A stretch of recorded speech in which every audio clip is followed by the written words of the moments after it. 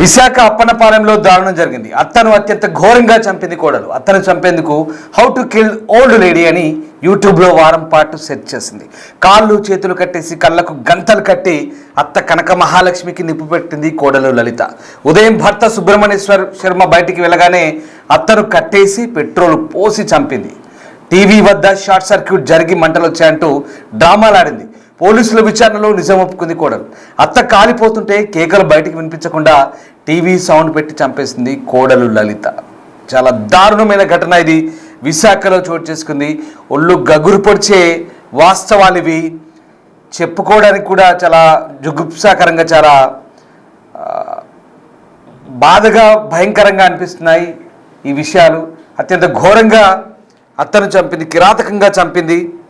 ఈ నిజం పోలీసుల విచారణలో ఒప్పుకుంది ఆ కోడలు. అంతేకాదు, ఓల్డ్ లేడీని ఎలా చంపాలో యూట్యూబ్లో సెర్చ్ చేసి మరీ చంపింది ఆ కిరాతకురాలు.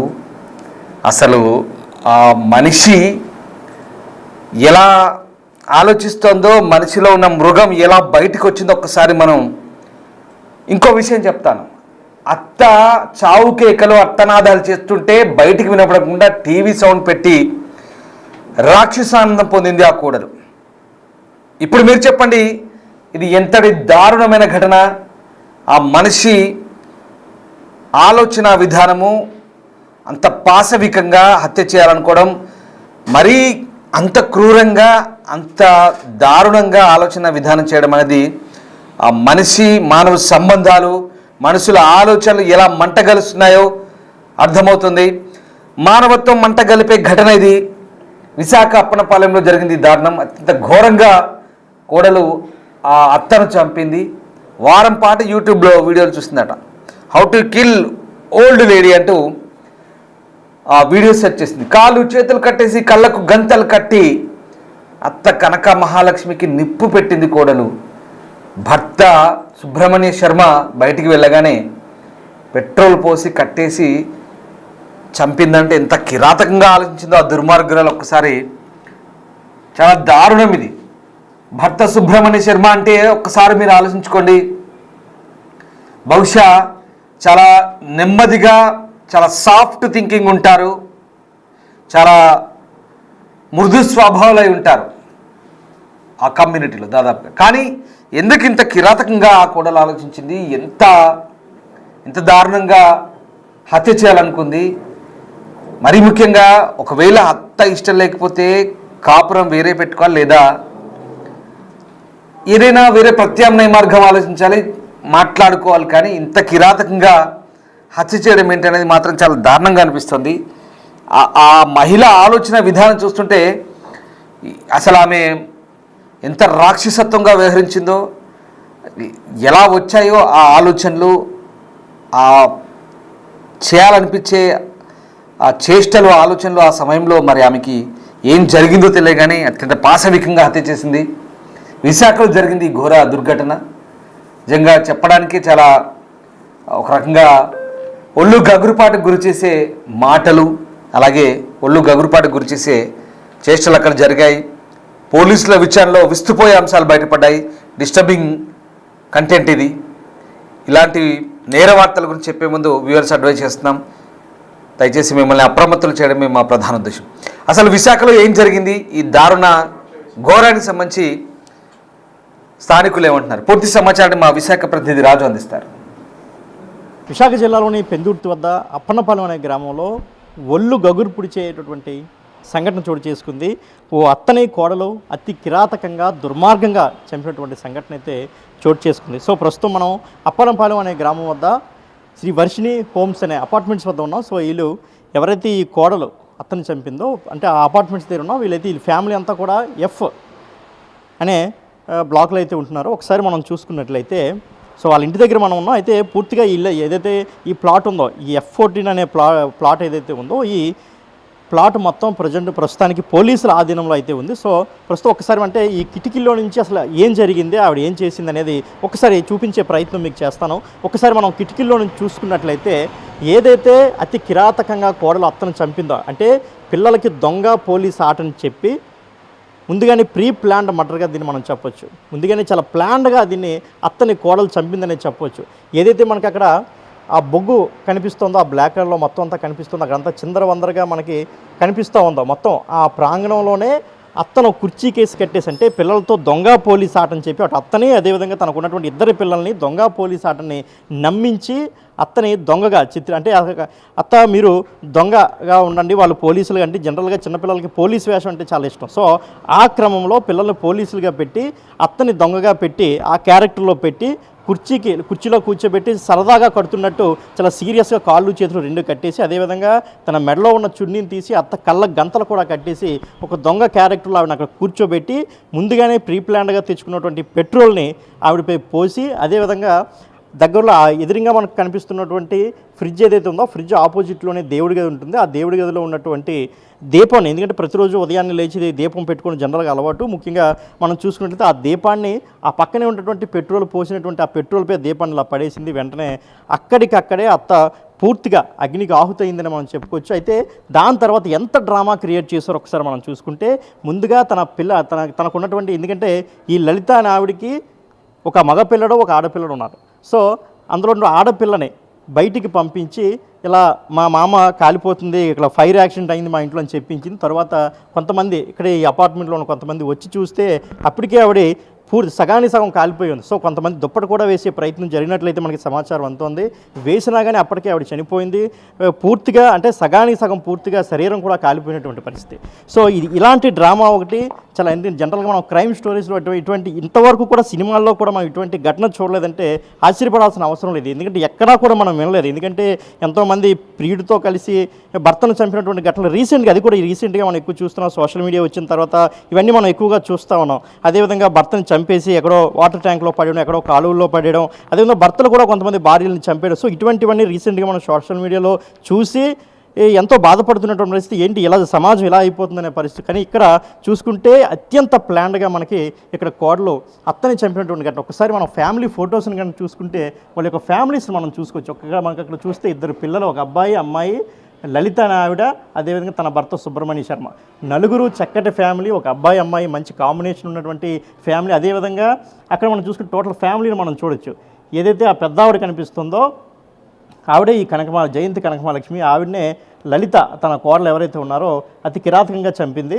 ఆ వెనక ఆయన భర్త ఉన్నాడో, పక్కనే మేనల్లుడు. సో ఆ మేనల్లుడు కూడా ప్రస్తుతానికైతే, అంటే ఎవరైతే సుబ్రహ్మణ్య శర్మ మేనల్లుడు కూడా ప్రస్తుతానికి వీళ్ళ ఇంట్లోనే ఉంటున్నాడు. వీళ్ళ ఇంట్లో ఉంటే వేదం, తన మామ దగ్గర వేదం నేర్చుకుని, ఎందుకంటే జనరల్గా వీళ్ళు బ్రాహ్మిన్స్, సో వేదం నేర్చుకుని తన మామతో పాటు బయటికి వెళ్ళి పూజలు ఇలాంటివి చేస్తుంటారు. సో ఈరోజు కూడా అట్లానే అదే మాదిరిగా ఈరోజు కూడా వాళ్ళందరూ కూడా వాళ్ళిద్దరు, అంటే తన మేనమామ మేనల్లుడు ఇద్దరు కూడా బయటికి వెళ్ళిపోయారు పూజకి. సో అయితే వీళ్ళిద్దరూ బయటికి వెళ్ళిపోయిన తర్వాత ఈ ఘటన జరిగింది. సో ఈ సీన్లో మనం చూసుకుంటే మరొక క్యారెక్టర్ ఇందులోకి వచ్చారు. ఒక వారం రోజుల క్రితమే ఇక్కడికి, అంటే ఈ కూతురు దగ్గరికి కూతురు తల్లి వచ్చింది. సో తల్లి వచ్చినట్లుగా మనకు సమాచారం అందుతోంది.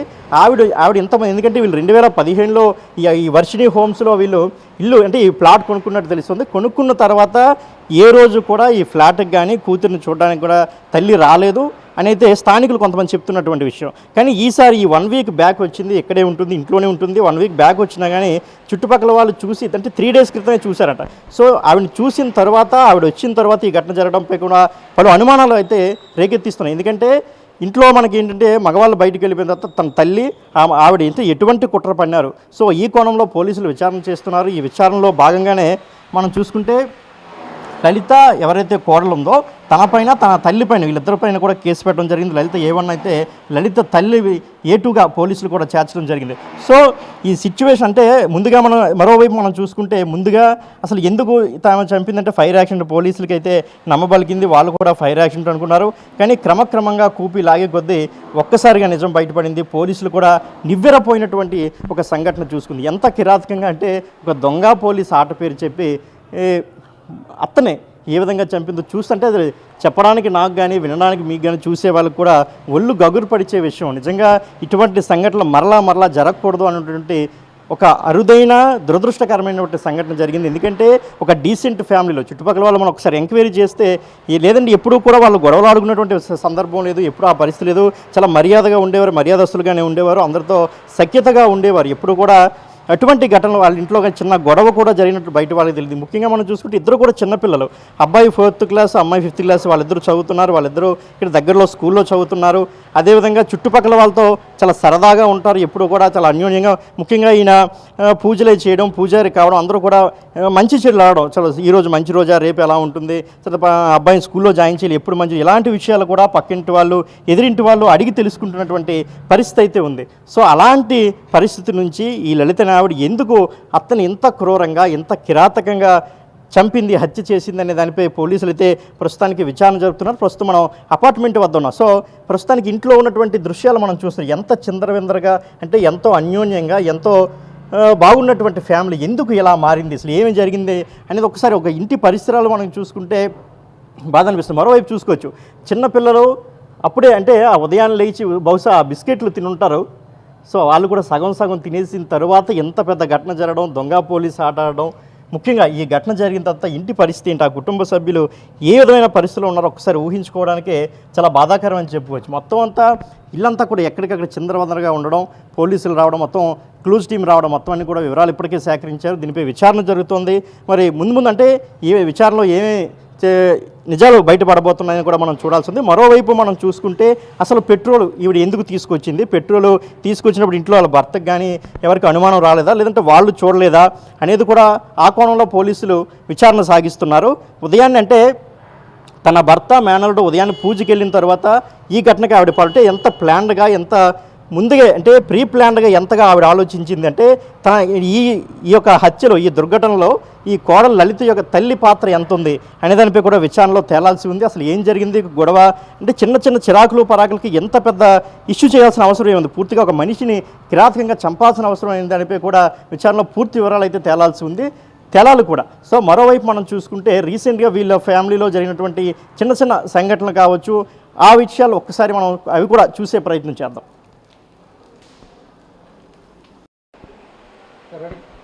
సో ఇంతవరకు నేను ఇంటి లోపల దృశ్యాలు చూపించాను. ప్రస్తుతానికి ఇంటి బయట, అంటే సో వాళ్ళ ఇల్లు ఇదే, F బ్లాక్లో G14. సో ఇక్కడ మీరు చూడొచ్చు, F బ్లాక్ G14. ఇక్కడ చూస్తే సుబ్రహ్మణ్యం, లలిత అనే పేర్లు రాసి ఉన్నాయి. ఇదే వాళ్ళ ఫ్లాట్. సో ఇందులోనే వాళ్ళు ఉంటున్నారు. ఘటన జరిగింది కూడా ఇంట్లో. ఇంతవరకు మీకు కిటికీల్లో నుంచి ఇంట్లో జరిగినటువంటి ఆ దృశ్యాలు మీకు చూస్తాయి, ఏం జరిగింది, ఏంటి, ఎలా జరిగింది, ఎక్కడ జరిగింది, హాల్లోనే ఎంత దీనిగా జరిగింది అనేది కూడా చూపించాం.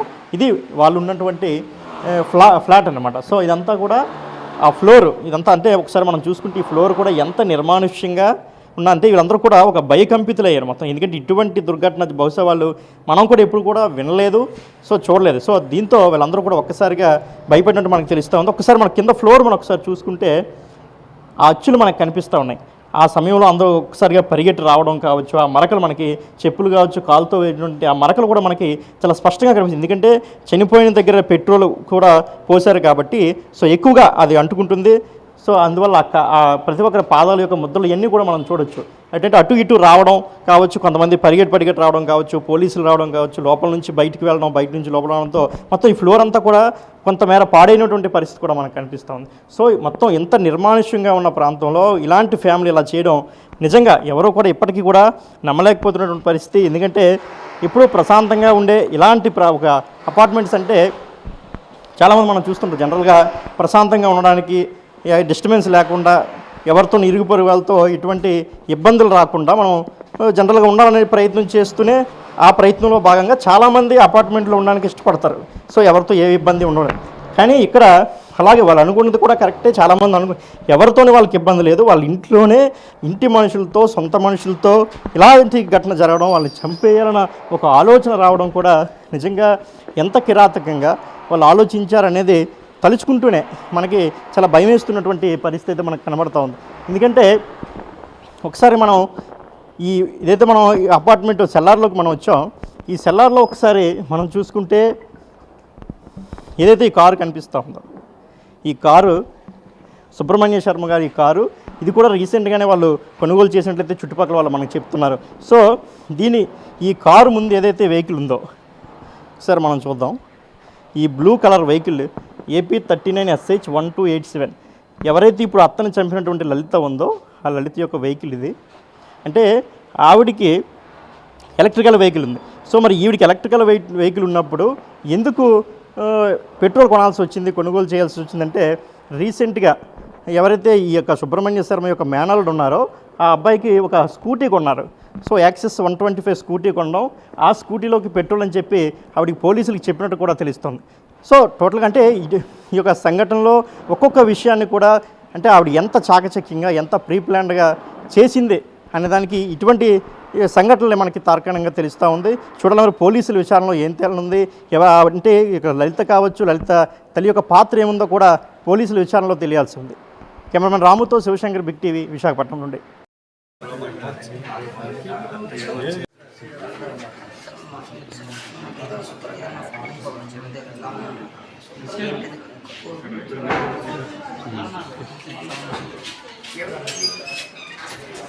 ఏదైనా ఒకసారి